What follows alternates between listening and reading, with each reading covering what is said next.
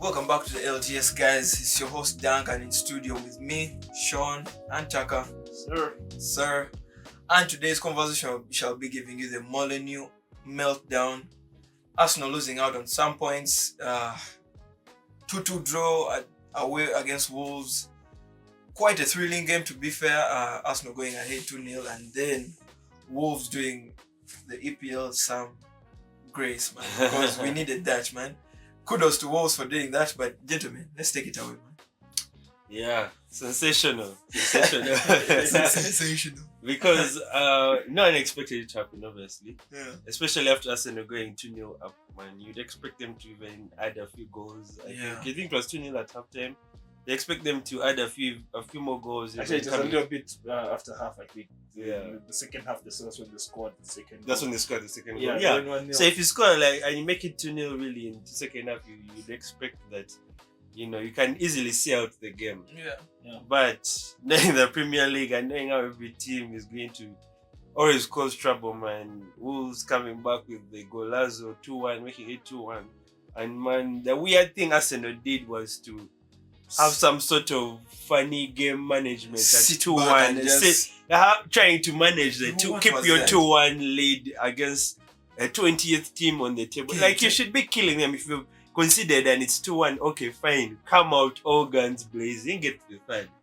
Don't be trying to waste time when it's still the 70th minute. And that's what really, they shot themselves in the foot. That's what really killed them. And they actually died by their own gun because the Gabriel and Raya miscommunication, what actually led to the equalizer in the end. I mean, it was just poor game management, I think, by Arsenal in the second half. And man, kudos to Wolves though for getting back into the game. We'll thank them so much. This actually is significant at the end of the season. This campaign won't be, and we wish them the best in championship. Skybet that we shall be rooting for you all in the championship. Legends of the 25-26 season. A hero for fighting for world peace. We really shout out to Wolves. We'll be rooting for you all in the championship. But Arsenal, man, how do you fumble to the 20th place team? It has been the worst team of the league by far. Not good enough. May I just say shout out to Kevin Kiri. He counted this. He always said it. We doubted him. Yeah. I mean, 9 points. Saliba, Gabriel, bro. This PR stuff should stop, man. Yeah. These guys, they throw at us this thing. And okay, truth, we can see some of this. But bro, we always forget it's Arsenal, man. We always forget. But they look scarier every other season. They always look scary. So you're like, man, maybe this may be their season. Maybe their season. Yeah. And all of a sudden they fumble somehow. I will give right now credit. It's 2 points. I will give Arsenal credit. They do know how to win games. Because I was even watching this thing of Wayne Rooney was talking with Jamie Carragher about it, and it was like Arsenal does know how to win games. I mean, there's a reason as to why they're on top. They're potentially 5 points ahead. Yeah. So they're definitely that team. They know how to win games. It's now these moments where it's these games where they have no right to win. You get it? Kind of like how Man City did against us the other week, where wonder free kick from Szoboszlai. Man City has no right winning that game. Yeah, they can go and draw most definitely because we're in the 80th minute and so on. But they had no right winning that game. Then here comes in Arsenal, right? Same situation. Only okay, it's reversed. They're 2 goals ahead, and these guys are what? These guys are coming. You could say they have no right winning such a game, but bro, it's Arsenal. You're going for a title charge. You're beating the 20th team. There should be some arrogance to your game. That's one of my biggest icks with this Arsenal squad, right? You look at all the previous champions, right? Such a game, man. Liverpool last season be like a fun. Yeah, there was this game against forget even the fun. There are some games where you really see we had no right even to win it. There was this game against, I want to say, Nottingham Forest. There's a game Darwin Núñez came on. Yeah, he came from the bench and he scored. It was it was actually 1 goal. It was I think it was Nottingham Forest second leg. Yeah. He came from the bench. He scored in the dying minutes. You guys got a red card. You guys have a red card in that game. Yes, it was like a crazy game. We had no right winning that game, but bro, we are on a title charge. but you have to find a way to make it happen any way possible. Get that point, get that goal, get those 3 points and continue. City is coming at you, and you know how City, when City intends to go, locked in. they decide to lock in, they'll come at them. Yeah. And okay, City just has to work on that second half. Their second half record is just really shit. They don't score goals in the second half. Apart from the Liverpool game, they haven't scored any goal in the second half this whole year. You see Are you that? serious? Apart from the Liverpool game, they haven't scored any goal in the second half. All I their didn't goals know come that. in the first half. Interesting. That's why they picked up That's a those mad crazy draws. stat. You remember there was a time they were going draws with that. Yeah. You know, teams that we didn't expect. Yeah. But it's crazy for them now. You get it? They Yeah. have to get that momentum. Their record, City's record in the last 8 games, is not different from Arsenal's record in the last 8 games. Yeah. We're looking at sorry about that. We're looking at 5 draws, 4 draws, 1 loss, 3 wins. You see that? That's same band for band, just like Arsenal, right? Yeah. But this has hurt Arsenal more. Why? Because they're on a title charge. Yeah. They're the ones who You are ahead. are ahead. They're the Someone ones is who chasing. should be winning this Yeah. title in this situation. But same record, City's not even doing anything. It's them just hurting themselves in the process. Yeah. I feel like at a certain point, right? Most championship teams we've seen, right? So the teams that go on to take the league, right? Yeah. By this stage in the campaign, they're playing with so much confidence in seeing out certain games. Yeah. Yeah. You get it? I don't see why Arsenal is really now trying to fall in these certain moments. I mean, they're Because literally They shooting have themselves. what it takes, they have the players, they have. But for some reason, I feel like the coach is not really doing his end of things, right? Case in point, let me maybe just give you a scenario. Look at Rico Lewis in City, right? Rico Lewis and Miles Lewis Kelly almost came out in the same year, right? Yeah. Same time period, but look at the trajectory of both of them. Actually, Rico Lewis had 1 more season over. Oh, sorry, not it's O'Reilly. Sorry, Yeah, not Rico O'Reilly. Lewis. Yeah, it's Yeah, O'Reilly. yeah. Sorry. So O'Reilly's progression in the City team right now, as you can see, they've shifted him from the left back position. He's now more in the midfield, playing his free stuff. As you can see, came up clutch big against the Castle game, and he got them a brace. And you look at Skelly. Where is Skelly right now? Can't even bench Carl Fiori. Can't even bench Hincapie. He can't even slot in the middle. Also, you're saying that we So- already know what to expect of this team because he doesn't change the situation. Exactly. I Yeah. feel like in certain moments, right, you need to come up with fresh ideas to try and freshen up the whole squad and give them at least a bit of another dimension.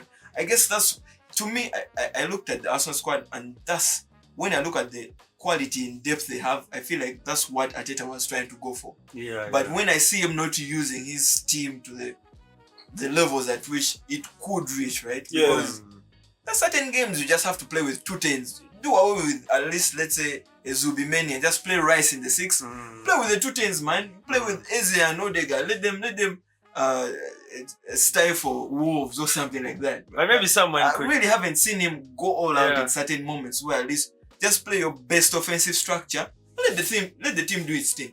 Yeah. But no, you see, that's too. But he tried with bringing on Saka in Yeah. the 10. yeah. He used Saka in the 10. Why was he doing the Saka gimmick in the 10? I mean, Has- I could just say maybe he tried to Tried do to try something something new. different. Yeah, Something tried to- new, yeah. But no, this is the thing about Arsenal. It's like when it goes well, I mean, we praise all of them. We praise Yeah, Arteta, we yeah, praise the yeah. players. But when it goes bad, you even do not know who to blame because, has to be the coach. like you can blame the coach, but then also another guy can sit here and say, "Look at the Arsenal thing," because the goal came because of miscommunication between Raya and Gabriel. Yeah. Gabriel, I mean, we know Odegaard is the captain, but Gabriel and Rice are the 2 people we look at, and then we're like, oh, I mean, and behind the scenes, these could be like the real captains of the club because they're the ones who struggle, who really show the work in the pitch, right? So, man, Arsenal is like, I don't know. It's I feel like it's just the outside pressure you get from everyone else around them, like the media, the Arsenal fans. I mean, on social media, no easy, bro. Those guys are probably the wildest trollers in.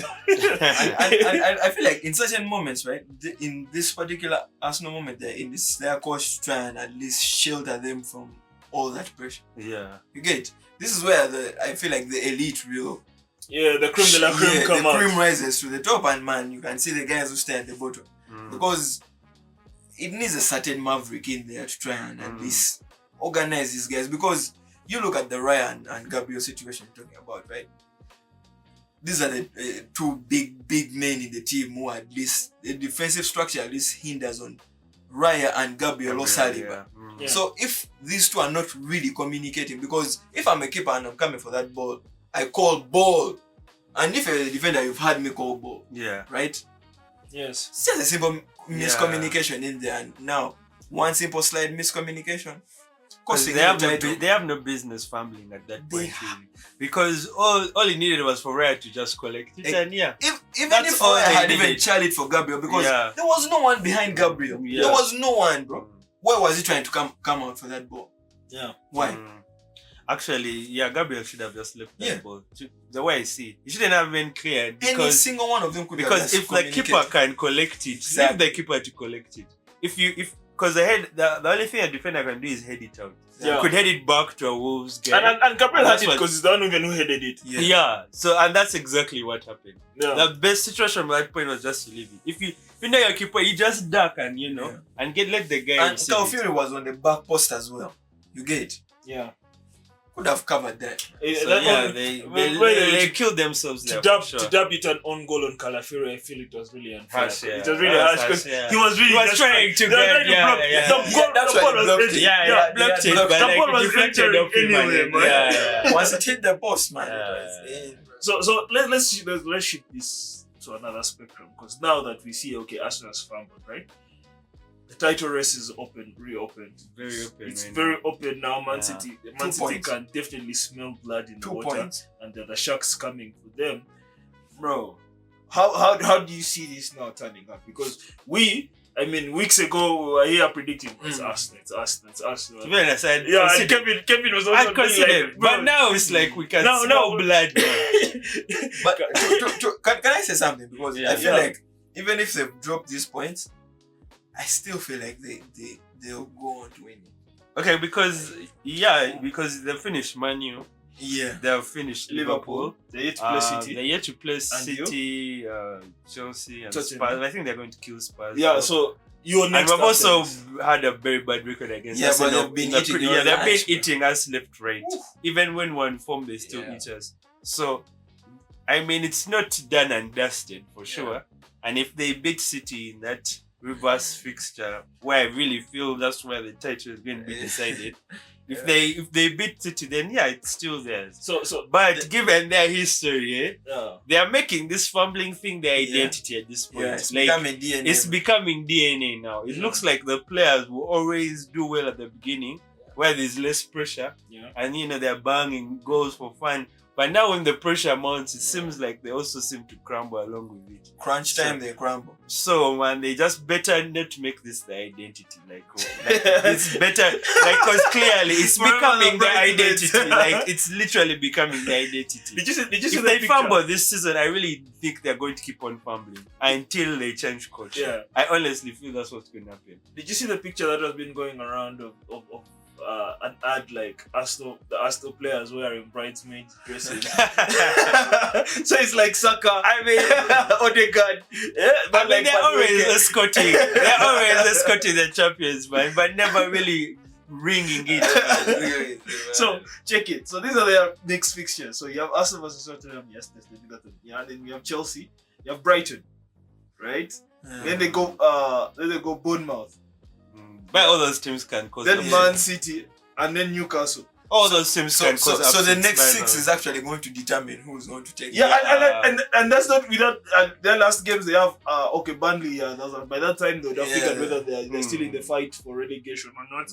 West Ham will still be in the fight for relegation at that time. So towards the end they'll have that London derby, and then they're ending it with Crystal Palace. But these next few games, so you have Chelsea, Brighton, Bournemouth, Man City, then Castle. Those 6. That 6 is. Those are crunch time for us. They can't afford to lose points, and those are all hard teams. Okay, so Brighton loves an upset. They know they can do it. I feel like they beat Brighton. They beat Bournemouth. But one of the big teams might do something against us. Yeah, and I say this once here on the pod. I was like, bro, it's not even L's that is going to beat us. It's the draws. Yeah. It's the draws. Because you look at the attack that lacks that prolific acting, where you know, bro, any game we just do not know, but this guy is one chance, definitely one goal. he's going to do something. I think that's the main problem actually, because if we look back, all champions always had their go-to goal scorer. Yeah. Last season it was Salah. It had been Haaland the season before. Right now, man, I don't know if there's anyone who has clocked 10 Premier League goals for them. Gyökeres is the closest with 8. Yeah, but no one has clocked 10. Like, really. at least at this point in the season, if you are trying to win the title, there should be someone in like 15 goals. Yeah. You should be having your go-to goal scorer. Let it be a winger. Let it be someone, man. It has to be a go-to guy. They don't have a go-to guy right now. I feel like that's something Arteta has really regressed on, because if you had to look at those seasons, right? There's a season where Martinelli had like 15 goals, Saka had 14, then Odegaard had 15 as well. Had 15. The distribution of goals, Havertz, it was prime in the form, right? But right now it's lacking. And a team that is going to take the Premier League, man, there are certain characteristics that team has. And in the forward areas, they don't have those characteristics. And then was this thing, Bukayo Saka, right? You're signing this new contract. Yeah. The guy showed up with puppies. I was like, bro, is that the kind of message you're trying to show to Man City? Like, bro, they're giving you 300k per week.